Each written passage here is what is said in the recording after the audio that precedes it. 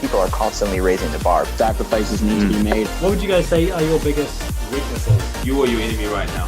It's success of life. Just a fucking podcast. Hey guys, welcome to the Student Side Hustle. This week I'm speaking to Eric Helms yet again. So Eric has just finished his prep. Well, no, actually he's going back into more 8 weeks.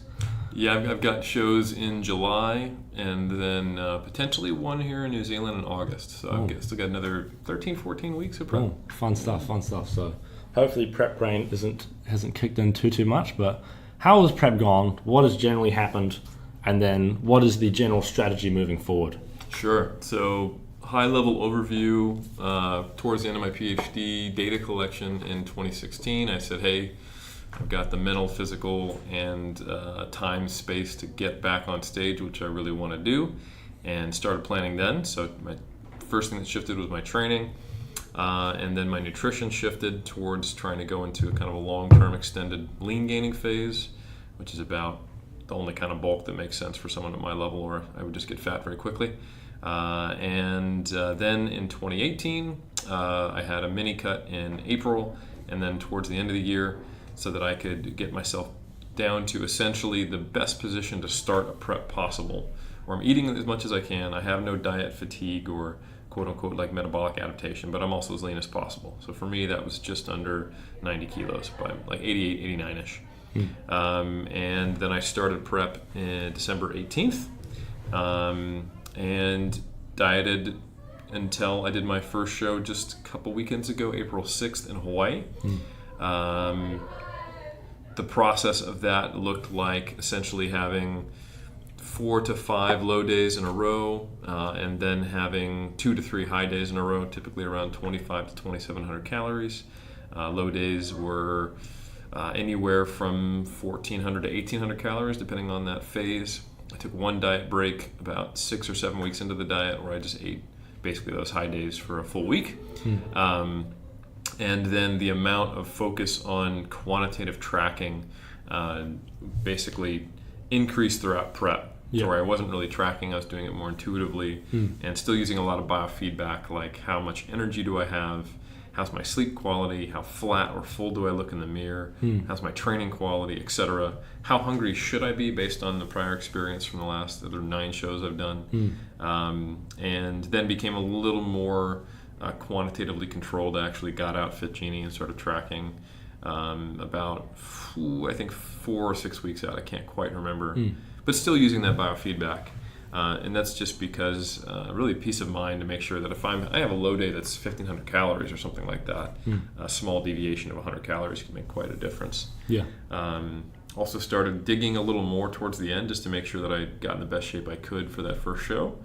And that looked like having low days until we saw visual progress, and then triggering 3 high days. And I also progressively brought in more advice from Alberto Nunez, who has been my kind of traditional primary coach out of the 3DMJ team, so that he could give me feedback on when I perhaps was missing a blind spot. So anyway, that's how I got on stage. 2 weeks out, we did a mock trial run at a peak week, which was essentially just a tapered down into the show, because I noticed that it takes me a few days to kind of clean up and look crisp after having a high carb day. So for example, the mock peak week, I went 2,700, 1,900, and then 2,700, 2,200, 1,900 calories, and then looked really great on the time and the day that would have been game day 2 weeks out. Then we repeated that, and since I thought it could be a little fuller, I just went higher calories on that first day. So it's more like 3,600 calories versus that 2,700, and then cleaned up in the following 2 days. And then the day of, I essentially just emphasized water and sodium, and it was a pretty small show. So pre-judging, I was on stage at 10, maybe not 10:30 a.m., and then finals, I was on stage at maybe 3 p.m. So it was a pretty tight show. No, 2:30 p.m. So it was a tight show, and I only had like 700 calories during that window. But primarily, I was emphasizing water, sodium, and pumping up. And I'm very happy to say it's the best I've ever looked on stage. And I think it was the best I'd looked in prep. So it was as much Could I have peaked better? Who knows, maybe. But it was certainly the best I've ever peaked until today. How did you find the whole diet fatigue, and I'm not sure if I'm using that term correctly, but effectively the whole added mental stress from prepping? Did you find general life stuff easier, or did general life stuff get harder? Because I know I like the approach you took, like the whole, I mean, it's probably an approach that most people aren't able to take or shouldn't take in general, just because most people should track everything, or probably safer that way. But I liked your approach of sort of tracking as much as necessary, but no more. That's a good way of putting it. Tracking as much as necessary and no more, which means if it's your first season and you have no experience to rely on to know what's an appropriate level of lethargy, at what point in prep should you be feeling irritable, at what point might your sleep be disturbed, to have all that data to rely on is required for you to not track as much, So I do think your qualitative experiences can be better than quantitative tracking, because we just simply can't track certain things. Like we don't have an accurate understanding of our energy expenditure. So hitting the same numbers every day, for example, could put you in a bigger or smaller deficit than maybe is intended, which is going to have downstream effects on energy availability, which will have effects on your hormonal environment, your experience of prep, how fatigued you are, et cetera, et cetera. We also know that while it's really useful to quantitatively track things, because it can give you good numbers and get you an idea of where you're at, it is not happening in a vacuum. That's an additional stress in and of itself. We actually have studies on that showing that being in a deficit and being energy restricted has a physiological effect. But the process of tracking your food and weighing yourself in can also have a psychological stress component. I imagine that's modified by how used to it you are, how easy and good at it you are, how much experience you have, etc. But I would say it's non-negligible even for an experienced bodybuilder. And I do think I saw the benefits of not having to use those tools, which again, you can't not track and be on point if you haven't tracked previously. Right. You know what I'm saying? Like I can eyeball portion sizes and scale weights. All of the habits I've built over the 15 years I've been a bodybuilder, both lifestyle and competitive, go into that kind of mental calculus that results in me deciding when I should eat, when I shouldn't, et cetera, et cetera. So I would say this is exclusively an experienced competitor approach. That said, I think a lot of experienced competitors probably also couldn't do this if they weren't aware that maybe this should be the goal. Like if your entire focus is on I should be tracking macros, I have a bias towards quantitative always being better, I think you kind of rely on the whole approach of, well, my numbers are my numbers, I'm going to hit them no matter what, and if I feel like shit, that's just bodybuilding. And I think that's only as true as it needs to be true. This is the least shitty I've felt ever in a prep. I could be a little leaner, and I'm going to get leaner by July, so ask me again in like late May or late June if I still feel like this is the easiest prep it's ever been, as I push to a level of leanness I've never been to before. But I am certainly what we term at 3DMJ legally shredded, as in I have glute striations from the side and the beginnings of I don't have full top to bottom glute striations from the back, but I am in stage shape, and I have pictures online you can look and you can see he's got glute striations, he's got hamstring separation, he's got quad separation. There's no real visible body fat on me. Do I have Brian Whitaker level shreds? No. Hopefully I'll get somewhere close to that in May or June and then begin eating up into my show. But I would say that for getting to this level of leanness compared to having been here before, this is much easier. Not that it's easy, but I have there's an interesting thing that happens. Like for the initial stages of prep, I find I get more productive and I'm able to do more just because everything becomes a little more structured. My eating plan becomes nailed down. I'm very goal oriented. I kind of like some kind of shift of mentality has happened. So I've been like ahead on my blog posts. I got a month ahead on my mass article, so I could go to Italy after the show and not have to worry about work I had to do. So I've actually found myself looking up, going, man, this whole prep mentality has it's not all bad, It's like sometimes I do find myself just like fatigued, like, man, I don't really want to be standing up and lecturing right now, or in this meeting or I'm irritable and I have to apologize to my wife because I'm just ruder than necessary or something like that. Right, yeah. Not that being rude is ever necessary, but just like I don't have a very compassionate tone right now. I'm just being a little more of a dick, or whatever. Like little things like that I have to modulate and be aware of, like my patience a little thinner. So I definitely get affected by it, especially on multiple low days, which actually has been something academically interesting to me. So if you look at, and I will try not to go too far down this rabbit hole because I know it wasn't the question, but if you look at like what are the physiological drivers of a lot of the things we associate with quote-unquote diet fatigue, it falls under the purview of what I would call the energy availability research. Right. And that's the idea that the amount of energy you're intaking is less than your body needs to satisfy all physiological processes while also satisfying your exercise activity and energy expenditure, right? And when there's an imbalance there, that's when you see menstrual cycle shut down, you see metabolic adaptation, you see increased risk of injuries, you see drops in hormone levels, you see increased upper respiratory tract infections in athletes, you see micronutrient deficiencies, female athlete triad, all the stuff that happens to energy restricted athletes. And there's a ton of research on that big position statement from the IOC that was done in 2014 and then updated last year. A ton of research on it across a lot of spectrums of populations.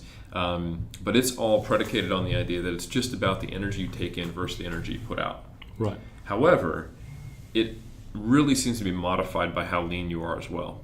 Right. Because how I felt at the same level of energy availability 4 weeks into my diet versus 14 weeks into my diet were starkly different. Like I wouldn't really feel fatigued until I was on like my last low day. Right. And then on my high days I'd feel fantastic. Like, right. I'd feel like I'm off season. My God, this is amazing. 14 weeks in, it takes me 2 full high days before I start to feel mostly normal, but still not 100%. Like things like I noticed that my libido isn't there, my sleep is still a little disturbed. It gets better than it was on a low day, but it's not great. And then on like day 1 or day 2 of being low days, all of a sudden immediately my body's telling me, hey, you need to eat more, or you're low energy, or you're going to be fatigued. And it makes sense if you think about it. If your body fat is actually the primary leptin signaler in your body. The more body fat you have, the more leptin you're going to have in your bloodstream, right? And that is kind of the master controller of, are you in a status of energy surplus, deficit, or maintenance? That, sure, if your glycogen's topped up and your body fat's low, but you're eating, you're getting some leptin signaling from the food you're eating, and you're not getting hit from low glycogen, because that has some effects on central fatigue, that you're going to be okay. Right. But then as soon as you have a low day, body's like, hey, look, there's only like a week of fat on you, so I'm not going to let you feel it right. You need to know that you're dying. Yeah. And that's kind of my hypothesis of what's going on. But if you look at the energy availability research, there's very little on body fat as a mechanism or as a modifier. There's some, but I think, man, once you get to a certain level of leanness, it is a substantial modifier, at least in terms of the subjective experience. Do you feel like it's just there's nothing you can do at that stage? It's like no matter what you do, you're going to feel like shit? And do you feel like, because I know with bodybuilding there's a common thread, as you said before, like, oh, you're meant to feel like shit almost. Yeah, there's no way around it. Yeah. Do you feel like, because obviously there's things we do to try and make it get legally shredded without having, while going through the least amount of pain, hopefully. Yeah. Or but getting the same results. That would obviously be beneficial. Do you think people often go the more painful route just because it's more painful, and then they feel as though they're getting better results, or they feel as though, and then eventually you'll both get to the same point where shit's hard, but do you feel like they make it unnecessarily more hard? And do you feel like... Yeah. I think there's so many things that go into why you feel like shit. So we can go with the purely behavioral, psychological stuff. Not getting to eat what you want, having to track and changing your lifestyle, that is stressful, right? If you take a person who is someone with obesity, right, where physiologically you put them on a deficit, and many of the aspects of a deficit don't show up physiologically. Leptin levels are still quite high. Testosterone doesn't drop. Glycogen is better spared because they have so much ability to mobilize fatty acids. They're less likely to lose lean body mass or performance. They can actually gain lean body mass, right? So we have a ton of data showing that someone with obesity should be experiencing less physiological stress from dieting. However, if anyone has been a personal trainer, sometimes those clients have the toughest time because they have so many ingrained habits. Yeah. So like a first-time competitor versus a 20th time competitor typically have very different stress levels going into prep, because one is transitioning from not really having established kind of a lifestyle bodybuilding approach. They don't have a structured eating plan, while that 20th time bodybuilder, the difference between the off season and the in season is really just like portion sizes and at a certain stage like food items. Like I have carbs at breakfast and then late into prep I just can't fit that in. But I've replaced that with vegetables. But it's kind of like the template. Their default looks very similar, just with some modifications. And it's not like an off-season bodybuilder who's been in the game a long time is going to like Denny's or McDonald's on a regular basis. Like they might get asked to go out to eat every once in a while, but that's something kind of outside of their norm that they allow to occur. And they're probably very familiar with tracking software and using the scale weight, or they don't even need to anymore because they can just eyeball everything very accurately. So I think that's one source of stress, the process and the tools required to do the quantitative tracking. That's one thing. The actual physiological stress is dependent on how long you have to diet, how deep the deficit is, and some of your individual response to that. And then that is also modified by how much you adapt to a deficit. If you're someone whose energy expenditure drops a lot, that forces you to eat lower calories than you might expect, a greater disparity versus the off season, and therefore that limits your food choices even more. That can also have an impact on the micronutrient density of your diet. So then you can run into dealing with deficiencies. So if you can, like the methods that we talk about, and you're kind of hinting at some of the people with the old, more pro-science-y, old school approach versus the more evidence-based approach, you can definitely limit micronutrient deficiencies. You can do things like dieting longer and slower. You can do things like implementing intermittent dieting strategies that are emerging as probably better, like refeeds and diet breaks. And basically trading the moving the deficit in a way that configures it so that you're having the least amount of negative adaptations to it, right? And you're restoring intermittently all of the functions that you're trying to maintain. And I can tell you that my personal experience with that over the last I had a 15-week diet from December 18th until I got on stage on April 6th, was that on a high day, even deep after I've been multiple high days, even deep in my diet. A great example was I was just in Italy for a week, and I was on a diet break. So I was eating between, I'd say 2,500 to 3,000 calories a day. And I wasn't tracking. I was just kind of trying to eat like my best impression of a non-starving human, and then making, I had some rules in Italy, like I'm not going to have dessert and a high-fat Italian meal on the same day. It's one or the other, right? And then having to think about estimating in my head, like where was I at? Like, okay, I'm at 2,900 calories. Let's just call it today, things like that. So I had to make some decisions, but it was way less of the tracking stress than I had even in my relatively intuitive prep towards the end. And man, I felt great. I had a few days here and there where we were like basically, in Florence we walked 17 Ks, walking all over the city, where I'm like, man, I actually feel it today. And I had a big dinner on purpose. And the next day I looked great still. I'm like, okay, well, my energy expenditure was really high and I still can't gauge that. I think there's two things why I felt really good. One, I was eating enough. So I do think the primary driver probably still is how much food are you eating. But if you walk around shredded all the time, you're just basically tiptoeing on the edge of a tightrope all the time. Like all it takes is you missing a few meals and you're going to feel like shit, And another thing I noticed is that I'm guessing my sex hormones were still repressed and hadn't recovered after a week. Like I wasn't waking up with like morning wood like I normally do, to be a little more TMI for our audience. I'm basically saying like the subjective markers I would have for, what's going on with my sex hormones. Like what's my libido levels? How much do I think about sex? Do I wake up with the standard morning wood that I do at my age of 36 now? No, none of those things are in place. They're all lower than normal. Even though my training's good, and my sleep quality was still a little messed up, but I'm not sure if that was jet lag, so it's hard to tell. So certain things seem to remain repressed if you maintain a low body fat, even if you're eating enough. Yeah. So I've corrected the energy availability issue, but there seems to be other things going on just related to how lean I am. Would you say those are the main things that they're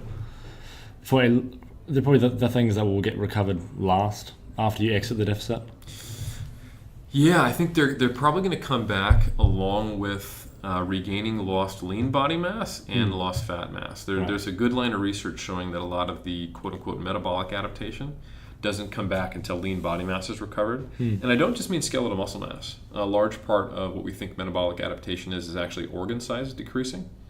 So you lose organ mass to some degree. Shit. It's pretty crazy.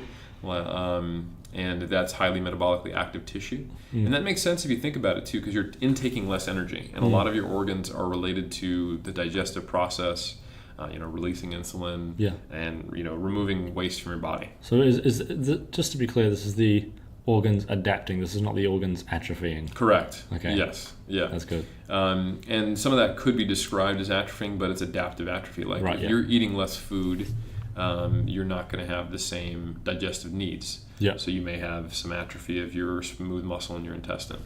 Probably not, because most bodybuilders are eating more vegetables and more things that require additional peristalsis and digestion times.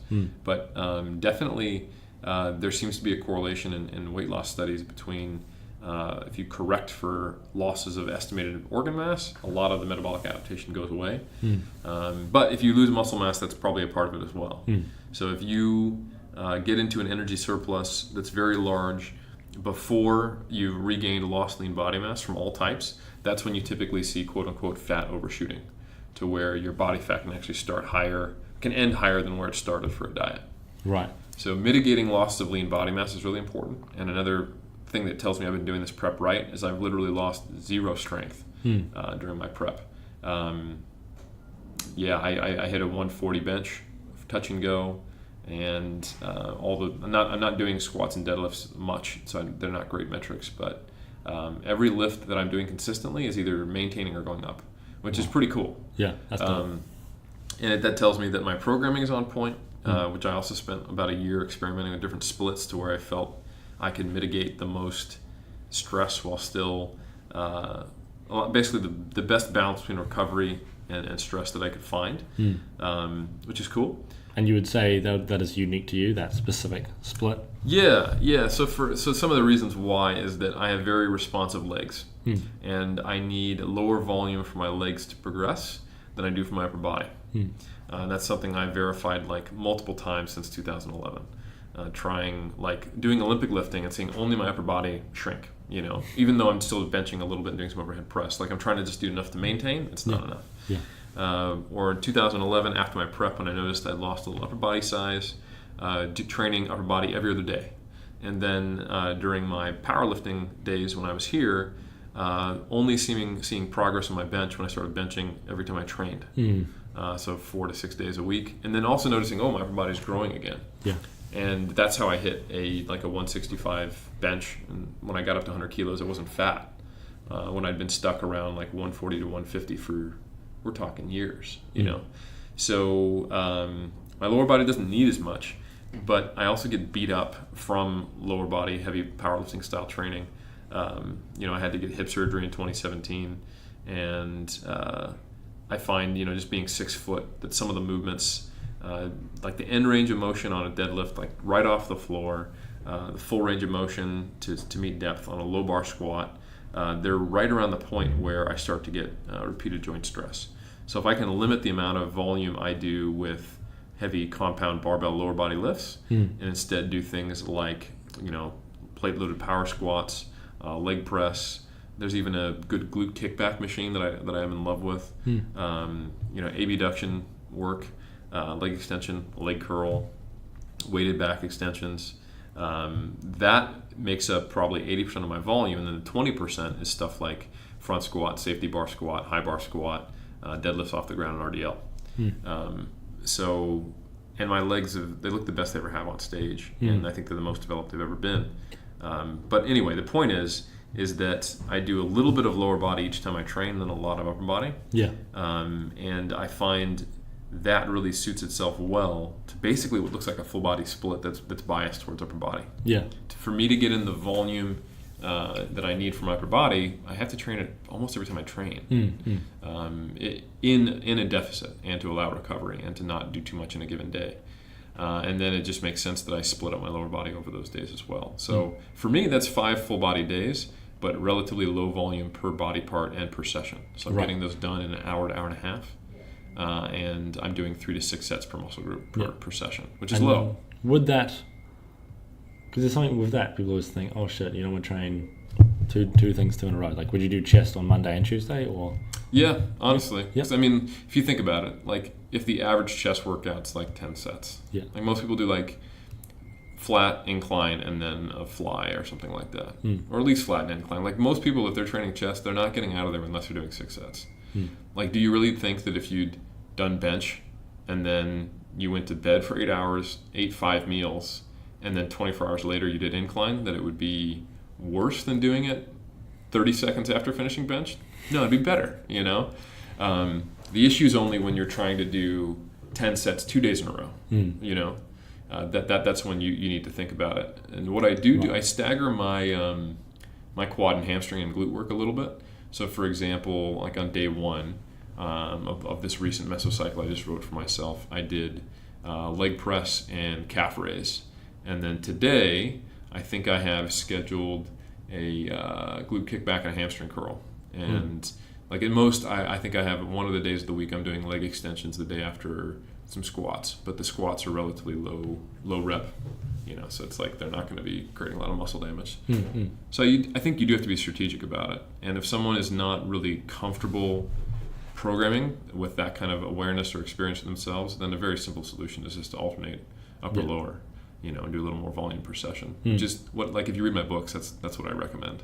I say here's how you can write a full body program, but if you don't have the programming experience, like the beginner, intermediate, and advanced programs. The advanced program is 6 upper lower days, so you're doing three times per week per body part and 6 days in the gym, which is kind of I would say a quote-unquote foolproof way that a truly advanced lifter should be fine. It may not be perfect for them, but that's gonna, like I said, you gotta experiment with yourself. If to you find want that specifics, out. you need your specifics. So it's like you need to know what works. Yeah. Like for me, I know there's specific exercises that will just never work. Right. And I'm fine with that. So now I just live on a leg press. Absolutely. And I just sit there all day. So it's like, you know, that's the thing.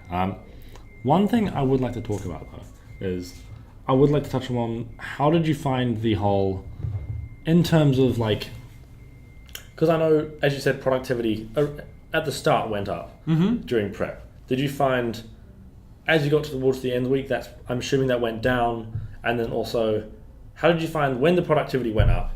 Did social interactions and mental health sort of go down, or did it stay stable, or how did you find that sort of interaction? Because I find commonly, when my productivity goes up, other things go down. Sure. But then I don't notice that until I'm like, oh shit, I've been a workaholic for 6 weeks. Yeah. So it's like, you don't see that until you're like, oh no. You know what you mean? I think I'm also fortunate that I really thought about the timing of this prep. You know, 2017 was the year I finished my PhD. 2018 was the year I recovered from my PhD and kind of got a settle in my life. Like I got into the rhythm of what we're doing with 3DMJ, the rhythm of mass. The only really new thing I've started this year has been Iron Culture, which is a relatively low stress thing. That's, you know, me and Omar talking for a couple hours with some people we really like, once to 3 times per month. You know, so it hasn't been too stressful there. The big change this year has been that I have a bunch of PhD students who've come from all over the globe to study muscle-related, nutrition-related cool shit with me, which is awesome.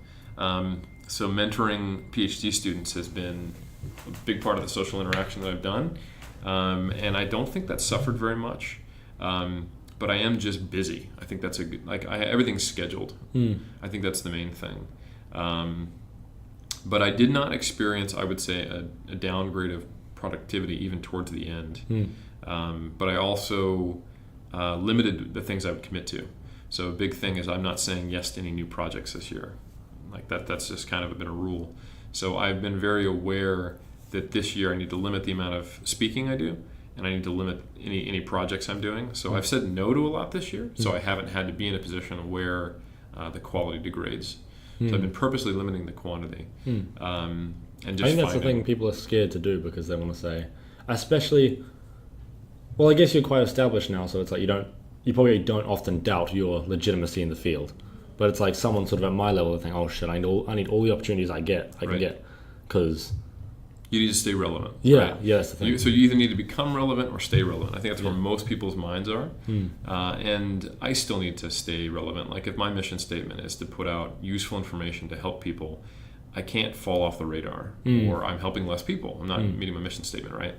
So I think about, all right, what do I need to do to keep growing? I just don't want to backslide. So I have certain things that I will always do. Like I'm going to post at close to peak hours as I can once a day on Instagram. I'm going to try to write a blog article for 3DMJ every month, and I'll appear on any podcast that I'm asked to do that aligns with my mission statement. And then we're going to keep doing the 3DMJ podcast, and we're going to keep doing Iron Culture. And then of course I keep putting out mass. And our books are available, so like all of those things are like, those are going to happen with very little effort on my side. I just have to think about, what am I going to post on Instagram? That's really the main thing I have to think about. Everything else is I show up when I'm supposed to for podcast. We're 5 minutes late, sorry. In this case. So maybe 10 minutes. So I think that's kind of what I focus on, is let me get the bare minimum done there. And the bare minimum is still more than adequate. And then focus on the stuff that's more important at this time. Maintaining my relationships, mentoring my students. And at this stage of my life, setting aside the time to be a successful prep. So I think the mistake I could have made would just be to try to add a prep on top of everything else. Yeah. Instead of making sure that I had created enough space for it. Well, I think it's a very intelligent approach, because I think, well, I don't know when I'll be doing my first prep. Maybe next year, probably not sure, no clue really. We'll see. But I definitely know I'll probably take a similar approach. Like, maybe take a year off studying, not sure. Like, we'll see. Maybe, because I'm assuming masters is going to be fucking hard, so that's the kind of thing. Is it a good idea to do it during that? And I'm going to be in debt during that, so it's like, I'd probably wait until you're done with your studies. Yeah. And it's like, off season's going well, why do it now? But absolutely. Exactly. So it's like, I think it's the kind of thing where I don't want to, if I'm going to do it, I want to do it fucking well. Like, I think I have a community, and like the scoliosis community, that I want to represent. Right. And I don't want to do that wrong. Like, I want to do that justice, like real good justice, and get really legally shredded. Like, you want to get pushed until you're illegally shredded. Yeah, I want to get absolutely. You want to get pulled over for parking tickets. That's right. Legitimately. And yeah, but one thing I would also like to touch on is, have you ever felt and I mean, I've definitely felt it, and I'm like 20, and I mean, I've only been like, I don't know, I wouldn't call it entrepreneurship, but like, doing stuff, working really hard in life for like 3 years. Like in high school, I didn't work that hard, I didn't do jack shit, I just played RuneScape and, I don't know, jerked off, I don't know, whatever else teenagers do, but that's about it. Yeah, and I realized I got to a point where I realized, okay, hard work's probably useful in life. This is probably something I want to do. And then that started a little bit, and then a little bit more, and then a little bit more, and then a little bit more. And then it led to being very like, okay, I got to a point where I was like, every minute of my time must be productive or I'm a failure. And it was like, I would literally, if you scroll back to like maybe a year ago, maybe a year and a half ago in my calendar, it was like every fucking minute was scheduled. So it's like, there's not a single minute, and I would adhere to that pretty damn well. But it was like, okay, what did that come at the cost of? I had a girlfriend at the time. I would schedule our conversations, so we barely talked. Yeah. Well, we talked quite often, but it was like, whenever we did, it was scheduled. Everything was scheduled, and it was like, it was very. I realized once I got out of it, I personally can't do that. I mean, I like scheduling, and I like working hard and getting things done and producing some usefulness to the world. But then again, it was like a lot of it was just work to be working, because work is good and work makes you productive and successful. And I think a lot of 19, 20, 18-year-olds feel like they need to work so hard to become anything and to produce any sort of usefulness in the world. And I think I personally feel that quite strongly. And I would say it's relatively common. I think people are on sort of a spectrum. It's either like, I'm just going to cruise, do basically nothing, or I'm going to do absolutely everything, drive myself through the floor. Have you ever sort of felt that pressure, or was there any sort of time in your life where you sort of thought, shit, I might be a workaholic? Shit, there might be something like this? Because you're someone I look at quite a lot and sort of think, shit, that's somewhere I'd like to end up. Like somewhere similar to where you are, that's a good place to end up. Yeah. And it's like, basically what I'm trying to see is, does there need to be a period of being a workaholic? Is that even beneficial? I mean, the nice answer is no, you can be nice and you can be happy and mentally stable. But do you think to get to a high level of success, does there need to be that like Gary Vee level sort of sacrifice? I mean, I think he's a bit over the top, but you know. Yeah. I think if in a magical world where a version of you who figures it out in the future can take a time traveling machine back and show you how to find balance, then no, you don't need to do that. But even if I was to say objectively, you don't need to be a workaholic to be that successful, and it's more about efficiency, self-care, and realizing that meaning in life typically doesn't come from only accomplishment. It comes from human connection, and finding out what meaning to you means, which sounds super airy-fairy, but the reality is it's like you see high-level executives committing suicide. Like it's clearly not money or accomplishment. You even see people who have done a lot of like high-level athletes or things that non-monetary goals, just like pure achievement, who are depressed. So it's as much as we think that it's achieving career or athletic or even peer-to-peer social success is what gives us meaning. It's not any of those things in isolation. So feeling like you've had some kind of positive contribution to the world, that probably is a little closer to it. Making meaningful human connections and sharing experience and finding love. And I don't just mean that romantically. I mean that platonically and in community. Finding belonging and feeling that you've contributed. Those are all things. Like if we look at self-determination theory, we know that feeling a sense of autonomy, so having direction in your life, feeling a sense of competence, so having self-efficacy, believing that you can improve or have some impact on your own life, and then connectedness is the last piece of it. So those are what leads to a fulfilled life, and that's not the same as achievement. So anyway, what I'm getting at is that hard work is absolutely a requirement to success, and you probably won't get the autonomy or the competence if you don't put in the hard work.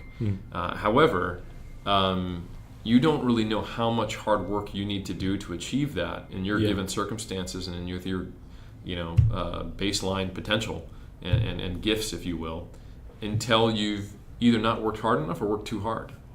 If you haven't worked hard enough, you'll find that you don't actually achieve competence and autonomy. That's an easy fix, just work harder. And I think a lot of people like you also have it as kind of a light switch versus a continuum where it's, all right, I didn't work hard enough, I'm just going to only work. And then you only find out that doesn't work when you're unhappy or you are successful, but it doesn't mean anything to you. And you just want to get away from it all or something like that. So then you either figure it out, quit, or start over, or something happens. But typically, ideally, you figure out how much you actually need to be doing, or you acknowledge that you're a workaholic and you work towards mitigating that. So to answer your question, yes, I've been at that point, and I've spent probably the last decade working on not being a workaholic and keeping my plate less clear. And I'm happy to say that I definitely tip over to doing too much. I realize that as much as part of me is afraid of doing too little, I'm so not close to that it's not a real fear that I need to acknowledge. So like when that fear comes up, I just kind of go, let's objectively look at things. Like you're doing all right. You're probably not underworking.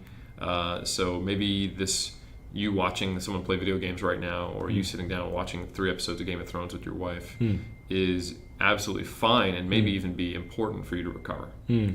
I think it's refreshing to hear you say that, because I think a lot of people, especially people that I know around AUT or like places like that, look up to you quite a lot, and then they think, okay, he does so much, so successful, and then they think, okay, shit.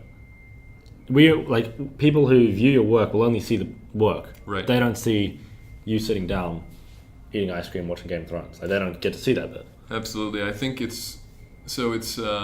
might give a little bit of insight for people to understand that, like, if I have a superpower, my superpower is not that I can work really, really hard. I've got that, but a lot of people have that. You know, that's why Gary Vee is just like, hey, just work harder. Everyone can go into redline it and just live an unbalanced life to get success and achievement. The problem is then they either don't enjoy it, can't recover from it, don't feel that they've developed meaning from that, or they get stuck in that loop and don't know how to get out of it. And it's like that whole mentality of, well, once I achieve X, Y, or Z, then I can take my foot off the gas pedal. Yeah. But you never do. You know, that's the thing. So, like the last person who's probably going to take their work down to part-time and spend, 3 months out of the year in Rome on vacation is the person who's working 70 hours a week and has had 2 failed marriages. Like, it's not just, once I get this next contract, I'm going to do that. Like, no, that's your personality. You're not good at that. Yeah. So it's not it's not a logistical issue. It's a mental issue. So anyway, it might help people to know that I work, I wake up. I try not to set an alarm unless I have something to do that's going to be before my wake schedule. I wake up when I wake up, which unfortunately during prep is sometimes 4 a.m. and I try to fall back asleep. But in general, I wake up when I wake up, and then I spend about 2 to 3 hours doing emails and social media and just catching up with people and making my posts for the day and seeing any administrative issues I need to take care of, responding to my clients. And then I have lunch where I'm not working and I'm just eating and hanging out, and I might screw around for an hour, sometimes up to 2. And then I will train if it's a training day, and then after that I'm pretty much done for the day. So that's a 4-hour workday on days I'm training. And then on days I'm not training, I get another couple hours of work in before dinner. So I'm probably working, let's say 6 hours. So, and I typically take at least one day of the weekend fully off. So that's an average of 30 hours of work a week. That's a full-time job, but it's the bare minimum of a full-time job if you think about it. But all of those 30 hours are highly productive and efficient. They're not in the office but talking to Susie about the Facebook thing and then clocking hours and doing 40 hours a week. When I'm working, I'm working. And I think I'm also surrounded by a really, really good support staff. So I'm not, which is not something I had the luxury of, nor will anyone expect to have the luxury of early on, which is why sometimes you will have to work 50 to 60 hours a week, is that you've got to be your graphic designer, your video editor, your blog editor, your web manager, and your email assistant person. And I have someone for all that now. Like that's one of the benefits of having put in 50 to 60 hours a week, is that now we have a really awesome admin assistant who knows how to screen apps that come in through 3D Muscle Journey. We have an amazing chief operations officer, Andrea, who makes sure that we actually have things scheduled, that we have, she manages the people who edit our blog posts, put them on the website, edit our podcast, create squares for all of that. She runs our team Instagram account, so we're not all sharing too. And she does a lot of those things. That's her job. And then we have an RD. We have so much support staff that now we're able to focus on what we're good at, each individually at 3DMJ, and same thing for Mass, and same thing with Iron Culture. So that allows me to be very productive. So I front loaded a lot of that hard work, and I was clocking 60 hours of work and prepping while I did my first master's. And I remember very starkly what 2009 through 2013, late 2013 looked like, and that's how I was able to get to this point. But it then took me, I'd say 2014, 15, 16, and 17 to learn how to take my foot off the gas pedal, and to what degree. And it's not easy. So just realize that in the process of getting to a point where you may be able to do this, you've created a psychology where it's hard to do it. And it will have to be intentional.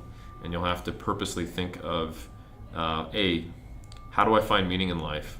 What makes me happy? Where do I want to be? What are my priorities? And if you're really honest with yourself, probably like human connection, making a positive difference, and being able to be happy should be, in my opinion, higher than leaving a legacy or something like that. Yeah. Then okay, if that's my goal, are my actions lining up with it? And where I can, how do I fix the parts that aren't lining up with it? And some of it is like, okay, I'll need a plan that's 2 or 3 years from now. So for example, 3DMJ right around 2015, 16, and 17, we realized we had a crisis where we were working in our business so much that we weren't working on our business. And we were unable to put out good content regularly that benefits a broader audience. We were pretty much just helping our clients, which is great. But we had to have a multi-year plan to start producing scalable content that would bring in passive or scalable income, I should say, not necessarily passive income. And now we've achieved that. Now we have the lifting library, we have the 3DMJ vault. We have a Patreon attached to our podcast. Not that that's really much income at all, but it's something. And we have affiliate deals, partnerships. So Mass brings in some income there. The pyramids bring in some income that trickles down to the rest of 3DMJ. So that all of a sudden now we have the ability to finally, all 5 of us don't have day jobs. Yeah. It took us 10 years, and we had to start planning that intentionally. Like it wasn't just going to happen. I think that's the main thing to realize is that even though you're your own boss as an entrepreneur, you're going to create this monster where you become a slave to yourself. And that's just an inevitability to where you're having to do school, training, social media, podcast, blogs, or whatever else you end up doing, whatever it looks like for you. And you feel like all of a sudden, even though this is your company, it's running you. And then if that's burning you out or you're not happy, you have to figure out, well, what does it look like for me to change that? Because I'm in charge, damn it. And like reminding yourself that I don't have to do it this way. Like I'm not working at Microsoft, like I'm in charge. And then going, right, what do I need to be happy? Like if I could wave a magic wand, what would I want my workday to look like? And then how do I get towards that? Is it realistic? Yeah. And that might look like a conversation with yourself and a whiteboard that you're writing on or in your notebook, or that might look like a conversation between 5 people like it was at 3DMJ. But it's certainly not going to just happen. Yeah.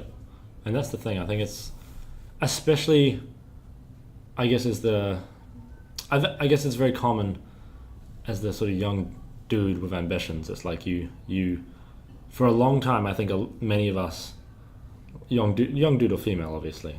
Young person. Yeah, young person. We all, I think it's quite common that we sort of, we can't even, I think for myself especially, for a long time I couldn't see the usefulness in friendships. And I mean, it's a very weird thing to get into as a podcast, but it's like, I couldn't see the usefulness next. I was like, but I mean, obviously I don't value money. Like I like money, but I've witnessed through my parents, money isn't actually that cool. Like it's just not.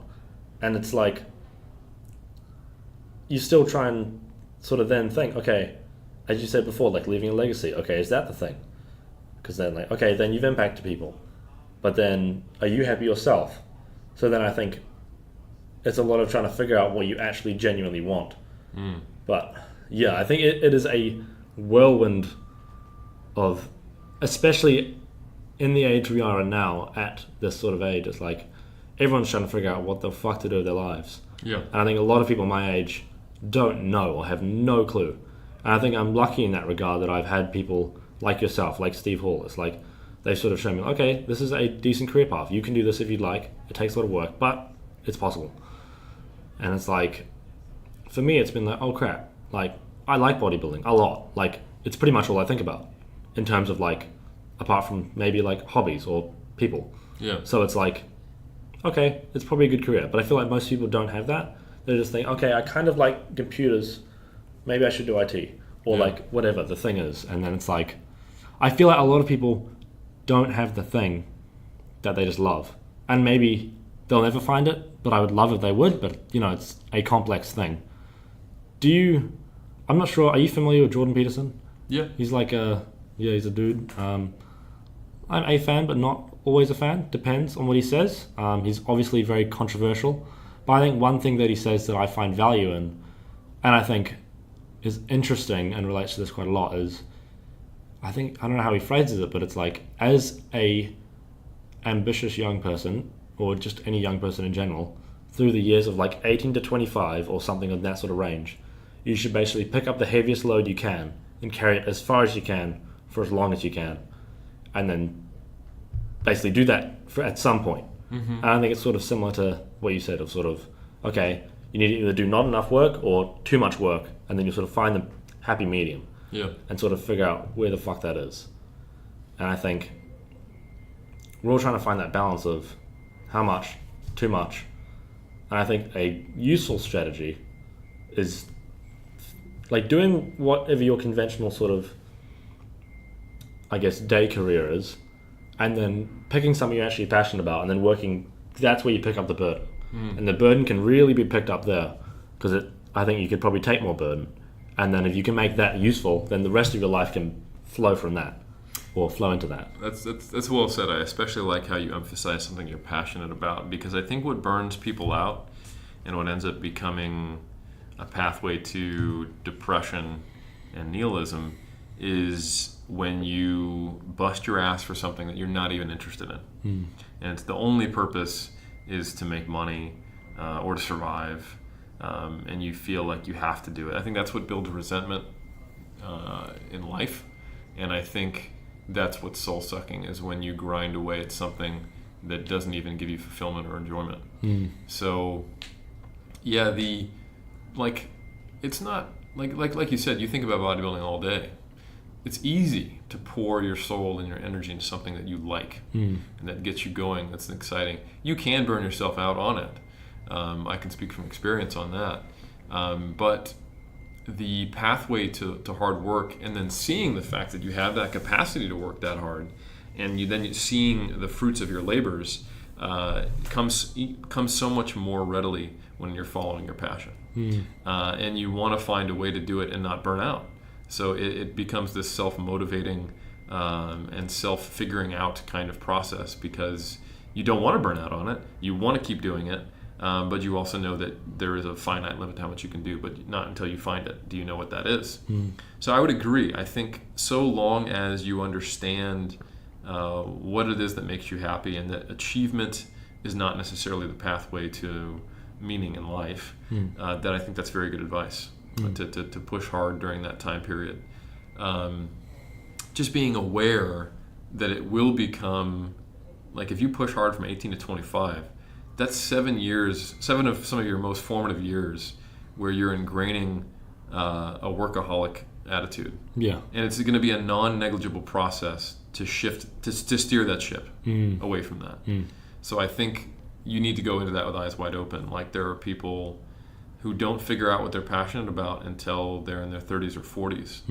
Like, my mom just started her second master's and she's 68, My wife just went back to school to study something completely different from where she started at 38.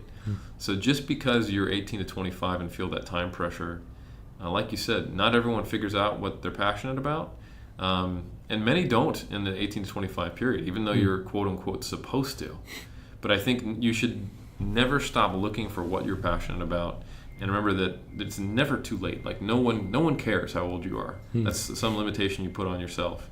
Unless you're trying to become something that is actually physically limited, like a elite athlete not in the master's class, then, or you just don't have the physical capabilities to do something, is that actual limitation.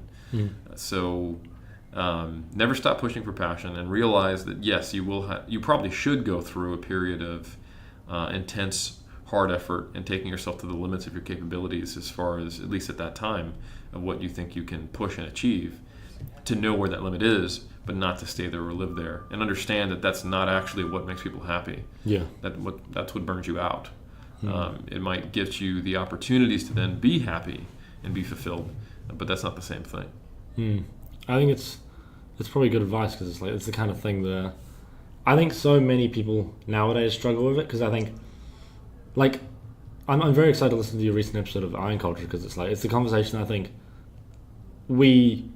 people think we're talking about it, but we're not. Like, we say social media is bad, and we say these things are bad, but we don't really talk in depth about it. We just say you probably shouldn't do it because it makes you depressed. Facebook's bad for you, but it's like, okay, there's a lot of complexities to that. People are going to use it anyway. Like, that's the thing. We need to think, okay, what mindsets or what things does this perpetuate? Like, maybe it's body image, maybe it's workaholic, like maybe it's things like that. And it's like, that's the thing for me with social media. It's like, you look at everyone around you and you'll see just their ideal world, and you won't see their honest representation. And even when they do, that is fake. Like, it's, here's expectation versus reality, but even the reality is fake. So it's like, okay, there's no reality there. And it's like, the only place you're going to see it is in those genuine connections. And if you've got that workaholic mindset, you're going to miss on those genuine connections because you don't think they're valuable. Like, that's definitely a place I've been where it's like, you cannot see the value in friendships whatsoever. Yeah. Because it's like, this is a waste of my time. This cannot lead to income. So it's just like, whoa. And I feel like, I'm not sure how common that is. Maybe that's just my personal issue that isn't common, but it feels as though it could be quite common. And it feels as though most people are losing the ability to find those genuine connections in exchange for, I think it's said a lot, but I don't think it's listened to a lot. The fact that, like, and I think especially people in my demographic, it's like they get it wrong every single damn day. It's like, I feel like we're missing the genuine connections, and the people who have the genuine connections aren't talking about them on social media. They're not saying, hey, this is how I have a meaningful relationship with someone. Yeah. It's like, that isn't talked about. And it's like, it feels as though those kind of people don't tend to go on social media. And it's like someone like yourself, I think, does social media very well. It's like, you don't post your whole day on social media. It's like, you post the bits that are actually cool to see. It's like, you're not trying to... I use social media as a tool. Yeah, exactly. And I don't use it as my social support network. Yeah. You know, I have, just because I moved to New Zealand and my entire social support network was in the States at one time, and now it's spread across the two countries, which is cool. So, like, I treat Messenger different than I treat Facebook, you know? Yeah. I treat Facebook, Instagram, YouTube as tools to fulfill my mission statement as the science communicator. But my social interactions consist of me having dinner with my wife, or seeing a movie with my mom, or talking on the phone or on Skype with my friends and family. And I think that's really important. That's what it means to be human. We're social creatures. You know, even the most introverted introvert would be depressed in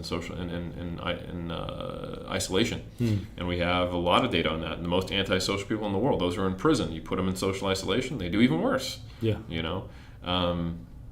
So yeah, I think it's a really big mistake to think or to only allow social media to be only social outlet.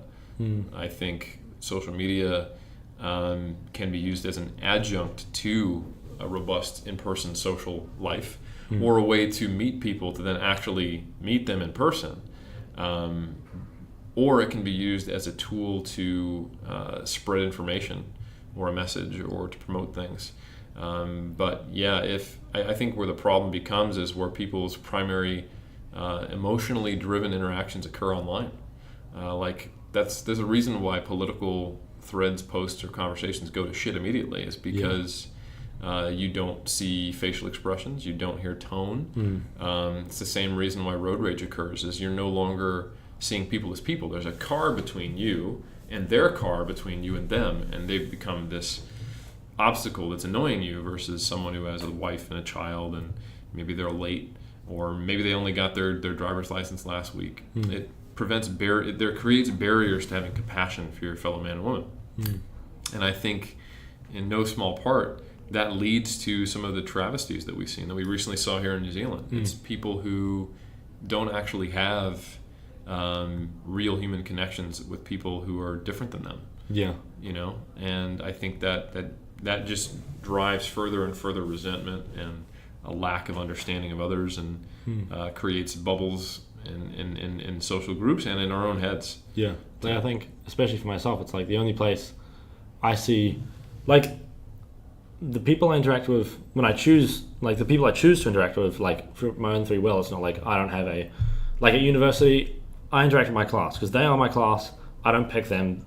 The class picks itself. Yeah. And it's like, that's quite eye-opening to me because it's like, we have such a demographically unique class, and it's like, okay, we have like 60-year-olds, 20-year-olds, and that everything in between, and crazy. every ethnicity, every sort, like everything.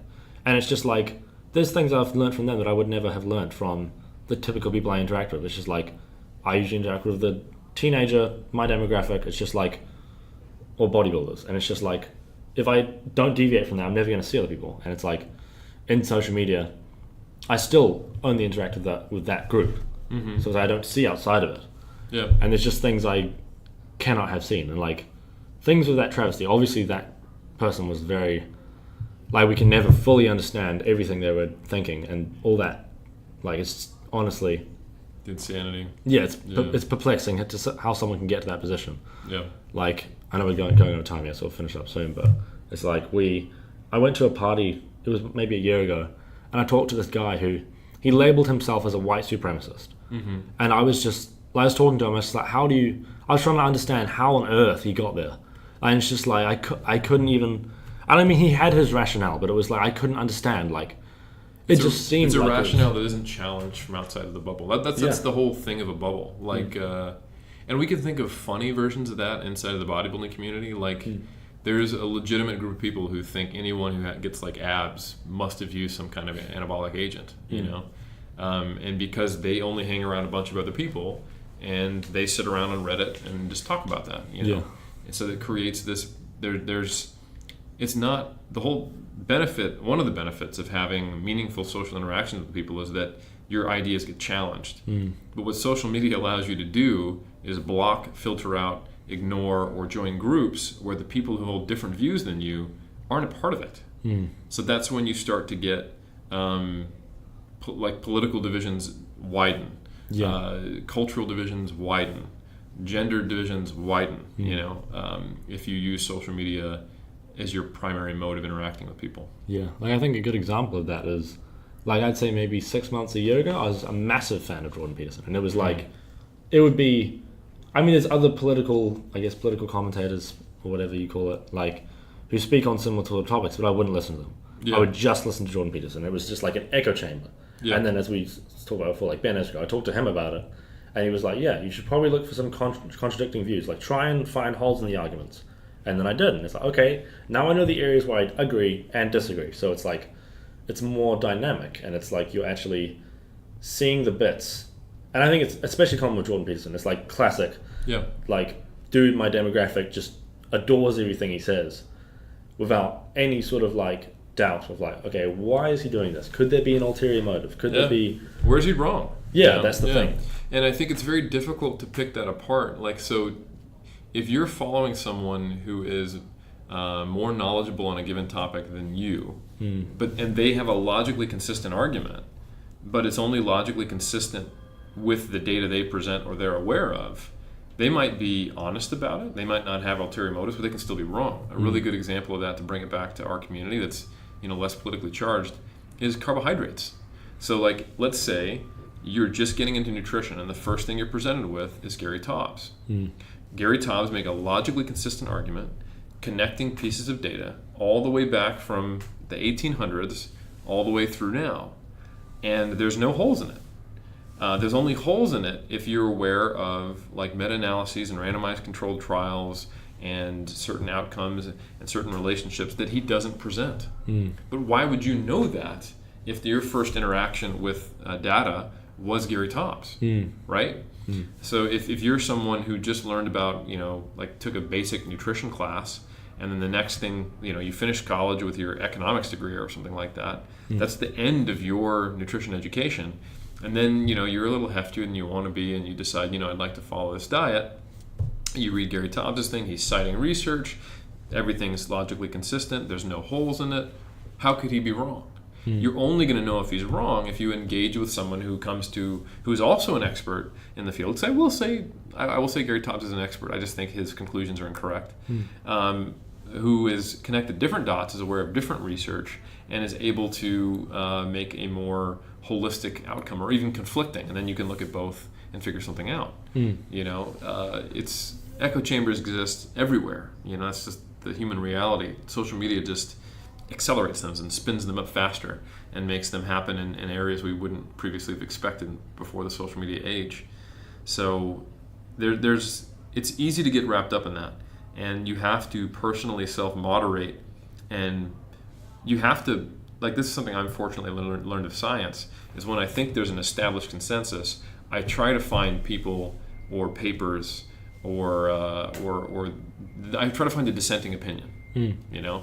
It's a part of law too. Like if you read the dissenting opinion of the Supreme Court decisions, stuff like that, that's actually a little more complex. I didn't think about that. That's something you can do politically. Like if you disagree with Roe v. Wade or Second Amendment rights or whatever in your read the dissenting opinions, engage with the intellectuals on the other side of any issue, and you do the same thing with science, because it's super important. Because if you only engage with the person, sometimes they're going to present the arguments they could easily counteract. One thing I'm not a big fan of even when sometimes you engage with some of the political commentators who are reasonably moderate and reasonably intellectual. I'd say, Jordan Peterson is kind of center-right and largely intellectual and not emotionally charged. I disagree with him on a lot of things, though. And one thing that I think is problematic about his approach is that he points out all the problems with the extreme left. And if you listen to him long enough, you think that the standard left view is that we should have a borderline communist society, that we're slowly sliding towards the Gulag Archipelago, that PC authoritarianism is the standard left view, that most people are happy to control freedom of speech for equality, that most people believe on the left that we should be enforcing equality through government control, and that the social quote-unquote justice warrior is the standard person who has a left-leaning view. When in reality, that's a very small segment that he focuses on. And I think that inflames his audience to thinking, oh my God, there's a huge problem. This vocal minority on the left is the entire left spectrum of views. And that's just not the case. And it happens on the other side too. I've seen people saying, that anyone who voted for Donald Trump is a white supremacist. Well, that you need a time traveling machine even to make that statement make a little bit of sense, because some of the things that you're associating with that happened after he was elected. So it's just this kind of this fear-based vitriol from listening to these echo chambers to where you think that the moderate left and moderate right don't exist, and it's only the extreme left and right. And that's that whole widening of the divide. And we're focusing more on the differences rather than the similarities between people. But when you actually look at research, if you look at research on typical American views, if you give, because America is the best example of highly polarized politics, if you give people non-politicized questionnaires about what their beliefs are and ranking them, not just yes or no, not black or white answers, you find that the average Republican and the average Democrat overlap more than 60 to 70%. Which is not reflected in the media. That's not what you'd think. Right.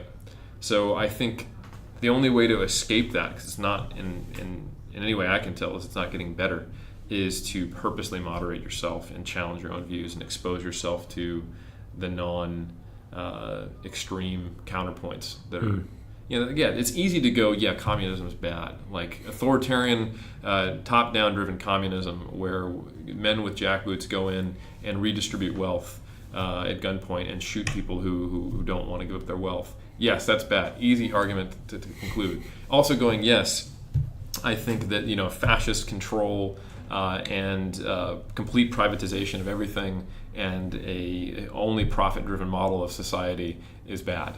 Like we were just talking about how monetary gain is not the meaning in life, but we're going to construct an entire society around it. Probably a bad idea, right? So it's very easy to tear down the extreme left or extreme right, but that's like 1% of the world. So that's not a useful argument. And if that inflames your side, that's really just kind of rallying the troops. That's not actually... Yeah, it's very addictive. It's like every fan of Jordan Peterson, who is that? Like they hate the left, blah, blah, blah, and they think the whole left is that terrible side of it. It's like they all want to go watch Jordan Peterson destroys X, Y, and Z, or whatever. It's like they all love those videos, and it's just like that's not widening your scope. That's not like looking at anything that's going to teach you jack shit. It's like, do you think there's anyone you particularly like as a thinker or as someone similar to Jordan Peterson? I think he thinks well, but it's like, I definitely agree. It's like there's a lot of things where it's like, whoa, like his stance on global warming, it's like, whoa, and like stuff like that. It's like it's very easy to get, if you just listen to him, I'd say it's quite toxic. And especially if you don't listen to every single thing he says and understand every detail of it, shit gets misconstrued quickly. It's like, especially with the gender stuff, it's like a lot of it can get misconstrued very, very quickly with him. And it's very, I'd say it's dangerous to just listen to him. Is there anyone you particularly like in terms of being a thinker or anything sort of similar in, like Jordan Peterson? Honestly, for me to speak about politics, I think it's almost an abuse of my platform. Right. Yeah. I've spent my entire life studying nutrition and training and being a bodybuilder. If I was to start posting political stuff on my social media or saying, hey, here's what you should think, or here's who you should follow, how do I know I'm not just because people listen to me and think of me as a thinker, that would be buying into my own hype and being very arrogant for me to say, and here's who you should listen to politically. Like, I don't have a PhD in political science. If I had a master's degree in economics and a PhD in political science, and I had been engaged in politics, global and nationally, then I would speak about it.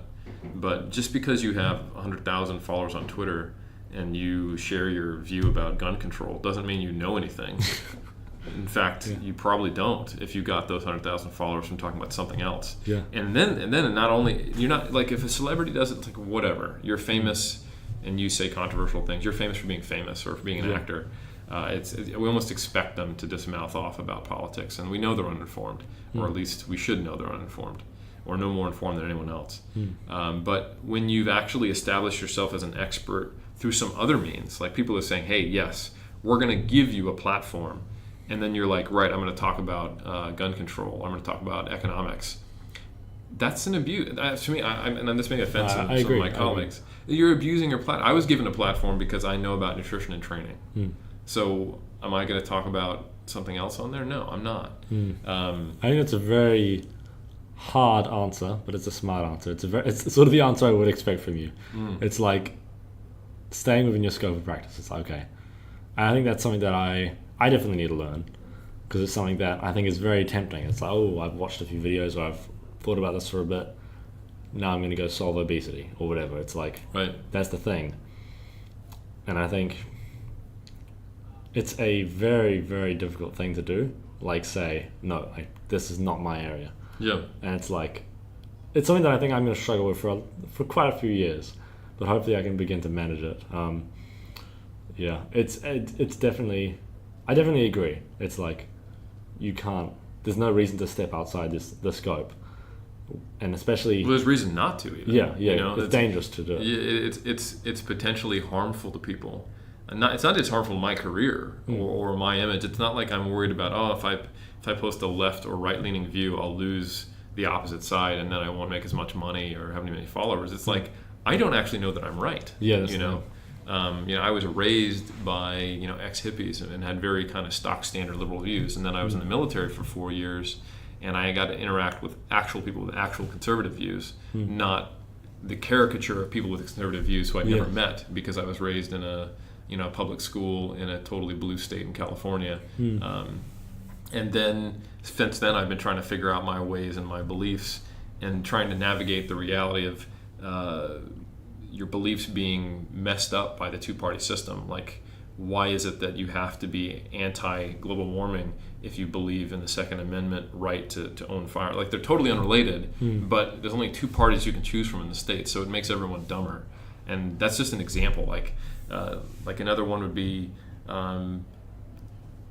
why is it that you have to be for the death penalty and against abortion, for anyone? Like they're unrelated topics, and sometimes they're even philosophically unrelated or diametrically opposed, but just because you're indoctrinated by a Republican or a Democratic household, you share these beliefs that seem contradictory. Like, for example, here's one that I think is hilarious. You believe in Second Amendment rights and that everyone should have the right to bear arms, and you believe in a quote-unquote small centralized government. You're a Republican, okay, sure. But you believe in increasing military spending and have a strong military. So what am I supposed to believe with that? You believe we should overthrow the government, but you just want it to be a challenge? Like, you really want to have a hard fight on your hands when we have to overthrow the government because they have a huge, massive military that has this huge budget. And for some reason, you want a small centralized government, but the military doesn't count. Like, there's no logical connection, or it doesn't make any sense, Or on the left, you could have the view that we need to increase minimum wage, right? But then 2 sentences later, you might say, well, we can't stop illegal immigrants coming in because no one's going to work for that kind of low money. And it's like, well, what's the issue here? Do we need people to be paid low wages? We need to increase the minimum wage. People don't even think the one extra step when they in that kind of two-party system default position. There's you become so indoctrinated. So how easy is it for me to make a mistake when I haven't studied it and thought all those logical steps? I do the best I can to be informed as a citizen in both New Zealand and the United States, where I can vote. I'm actually not a citizen in New Zealand. I'm a permanent resident who can vote, but that's a whole nother level of information literacy and knowledge that I feel I should have before I would ever post on my social media. So that you won't see that happen just because I'm afraid of doing harm. Yeah. Well, I think it's probably a smart approach because it's obviously dangerous. Yeah. And it's like, there's so many areas where I want to talk about it, but I'm like, oh shit, I don't know jack shit about that. Yeah. And that's the thing. It's like, even still with bodybuilding, it's like there's still things where I'm like, okay, in reality, there's a lot I don't know here, like a shit ton. Yeah. So it's like, there's things I just shouldn't talk like an expert on. Yeah. Because it's easy for me to sound like an expert to someone who's never done anything with this. Sure. But in reality, it's like there's still tons of holes in my knowledge. So it's just like, that's dangerous, and that's talking with authority that you haven't earned. And it's it's a thing that is tempting, but especially when you have a podcast, it's like, oh yeah, now people listen to me talk, but it's like, that does not mean you're an expert whatsoever. That means you're interesting to listen to sometimes. Yeah, for sure. And that's the difference. It's like, and I can definitely see how it would be tempting. It's like, people are always telling you, like, yeah, great job, that was a fantastic podcast, that was fantastic. And for all the work you produce, especially in evidence-based fitness, people are very, from largely what I see, positive. Like, to people who aren't just a bot account or whatever. Right. It's like, largely, you get, it's positive. There's no, like, I know we're going quite over time here, but it's like, they're largely good. They're not really, there's not much, oh, hey, you're an idiot. There's not much of that, which is great. But I think it does create a lot of, like, it's easy to feel like a god, I can imagine. It's like, I can imagine it would be hard to, I can imagine it's a constant struggle to sort of keep your ego in check. Like, it's definitely, I can imagine it would be hard. Like, I guess for me, it's like, there's the constant check of like, hey, you're not famous. You haven't done jack shit. You don't have that many followers. But I guess for you, it's like, they're like, okay, here's all these people that tell you you're amazing.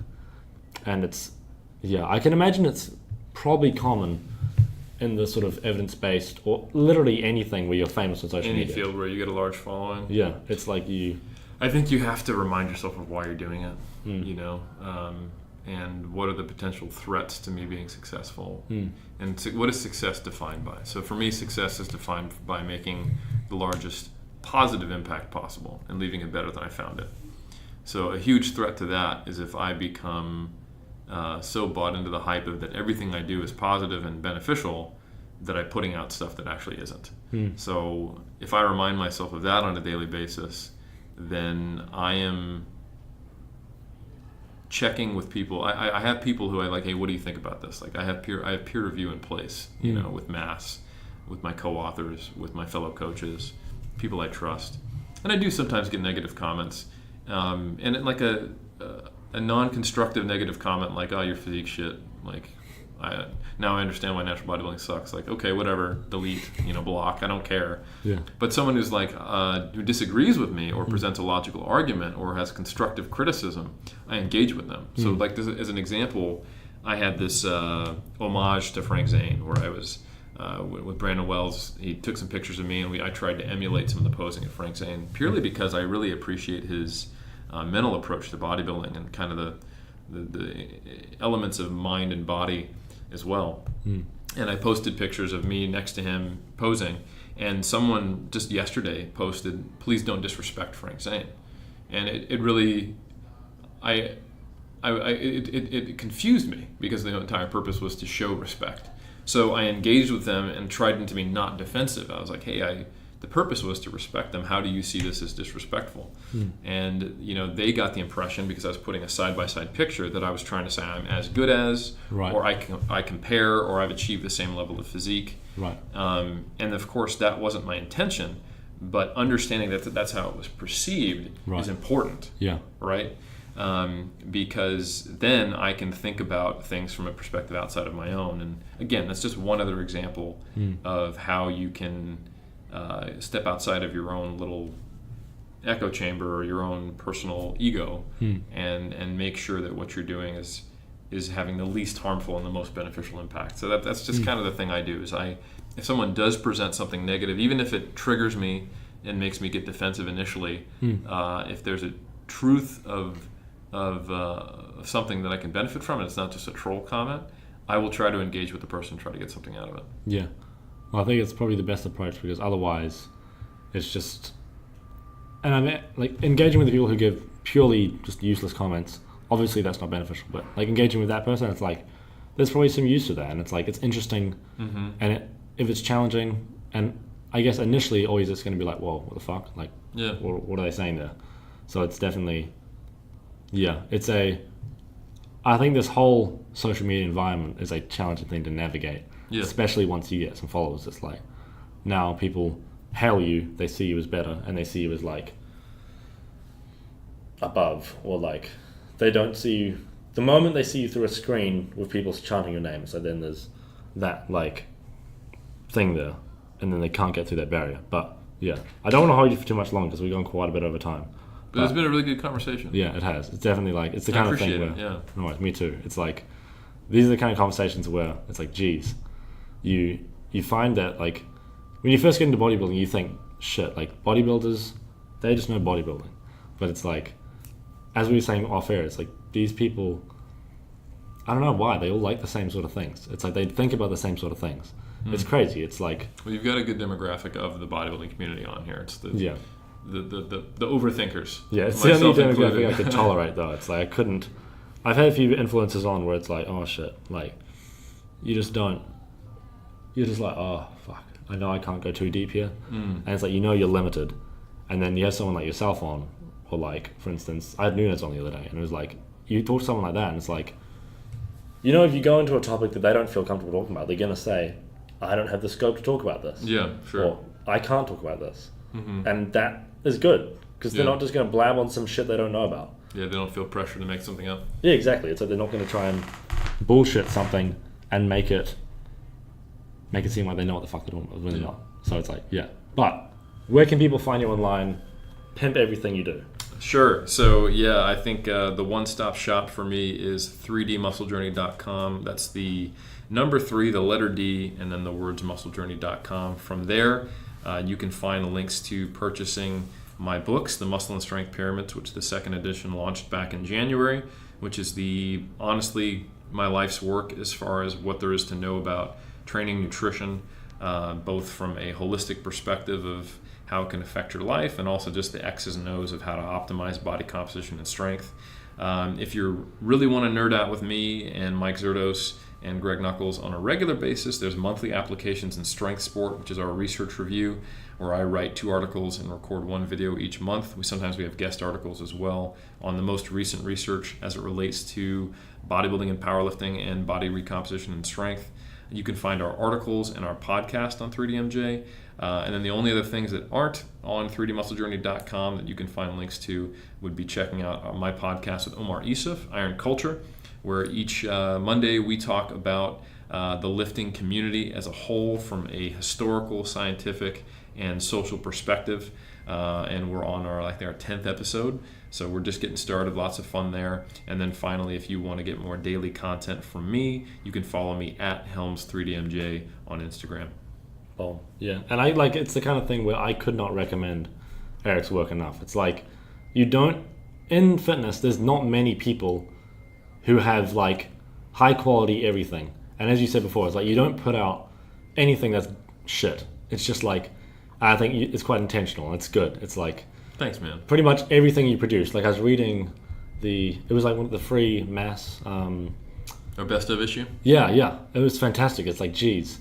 I don't normally like reading, but it's the kind of shit that, it's technical stuff, but it's geez, it's written well. Everything in there is obviously, it's there for a reason. And it's just if you like bodybuilding, it's exactly what you want to read. Cool, it's not man. it's not out of your thing at all. It's it's exactly what you want to read. It's technical, but it's damn good. Yeah, and I could literally say that for anything, any of the content or products that you create. It's just across the board, phenomenal. So if you're listening to this and you trust what I say or who I endorse, boom, there you go. There's your endorsement. But Thanks, brother. Appreciate that. No worries. Boom. Hey guys, thank you very much for listening to this episode. I hope you give us a review or you really enjoyed the episode. Let me know any feedback. I'm always open to any criticism, anything like that. Reach out to me on Instagram at James_Walsham. Or if you'd like to follow my business account, follow at the Hypertrophy Hub. Thank you guys so much for listening. If you would like to help the show, there's a list of ways to do so in the show notes. But if you're wondering how, the best thing to do is just give us a review on iTunes or just let me know how the show can be improved. Thank you very much.